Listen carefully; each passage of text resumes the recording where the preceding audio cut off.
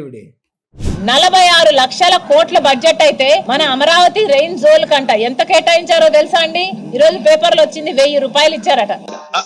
అంటే అది మనకు 25 ఎంపీలు ఉన్నారు, ఇంకొక 6 మంది రాజ్యసభ ఎంపీలు ఉన్నారు. మొత్తం 31 మంది ఎంపీలు ఉంటే తలా 33 రూపాయలు తీసుకొచ్చారనమాట. నీకేమన్నా 1000 రూపాయలు ఇచ్చారట బడ్జెట్.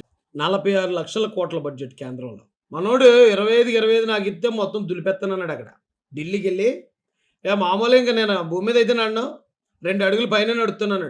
ప్రత్యేక హోదా ఎలా రాదు, పోలవరం ఎలా రాదు, రైల్వే జోన్ ఎలా రాదు, స్టీల్ ప్లాంట్ ఎలా అమ్ముతారో మొత్తం నేను చూస్తాను అన్నాడు.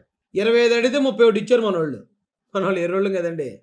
ఎవడన్నా ఒకటి ప్రగల్భాలు పలికితే అసలు గత చరిత్ర ఏంటి, అసలు భవిష్యత్తు ఏంటి ఏం పట్టించుకోం, వేస్తాం. అలాగే ఇస్తాం. అందులో నేను ఒక ఎర్రోడిని వేసిస్తే 31 మంది ఎంపీలతో 1000 రూపాయలు తెచ్చాడు బడ్జెట్. 1000. ఆ 1000 రూపాయలు ఆవిడ అంటుంది ఒక్కోడికి 30 రూపాయలు పడ్డదట. ఒక ఎంపీ 30 రూపాయలు బడ్జెట్ తెచ్చాడు మన రాష్ట్రానికి. సిగ్గుచేటు కదా ఇది మనకి. అక్కడ ఉన్న మిగతా రాష్ట్రాల వాళ్ళు అందరూ మనల్ని చూసి థూ అని ఉమ్మేరా. ఎడ్రీళ్ళు ఎలా తయారేరేడ్రీళ్ళు, ఇదేం మనుషులు రేళ్ళు, అసలు వీళ్ళు మనుషులైనా మనిషి పుట్టుకే పుట్టారు వీళ్ళు. అసలు ఆంధ్ర వాళ్ళు ఇక్కడికి వచ్చి ఎంపీలు ఎలా చేస్తున్నారు అంటే వీళ్ళు ఎన్నుకున్న వాళ్ళు వాళ్ళంత ఎర్రిపప్పలు అనుకోరా. కానీ ఇదంతా అన్న కేసుల నుంచి బయట తప్పించుకోవడానికి వాళ్ళు ఏది ఇస్తే అది 10 రూపాయలు ఇస్తే 10 రూపాయలు పట్టుకుని వచ్చేస్తాడు, పావులు ఇస్తే పావులు పట్టుకుని వచ్చేస్తాడు. ఏమంటే మాకు ఎక్కువ మంది జనం ఉన్నారండి, లోటు బడ్జెట్లో ఉన్నామండి, మాకు అర్జెంటుగా ఈ ప్రత్యేక హోదా, పోలవరం, మరోటి ఇచ్చి మమ్మల్ని ఆదుకోండి, లేకపోతే చేసేదాకా మేము నిరసన చేస్తాం అనే దమ్ముందా జగన్ రెడ్డికి? అనే దమ్ముందా? ఎవరి దగ్గర ప్రతాపాలు చూపిస్తారు మీరు? నాకు అర్థం కాదు. ఎవరి దగ్గర ఇస్తారు ఎలివేషన్లో? ఇది ప్రతిపక్షాల మీద అధికారం లేకుండా ఉన్నామని మా మీద ఎలివేషన్లా చూపించాల్సింది మీరు ఎక్కడ కాదు, ఢిల్లీలో చూపించాలా. ఢిల్లీలో చూపిస్తే కోచ్ చేతిలో పెడతారని ఇక్కడికి వచ్చి ఎలివేషన్లా.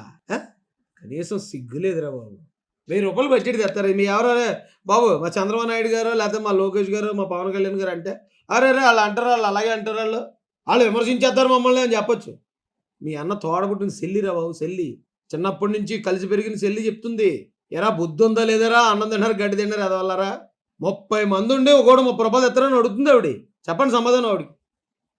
చెప్పండి రా, ఏట్రా మీ వాళ్ళు ఏంటి, ఈ రాష్ట్రానికి ఏంటి ఉపయోగం? సిగ్గు శరం లేకుండా ఆయన ఇంకా వైసీపీ సిద్ధమంట.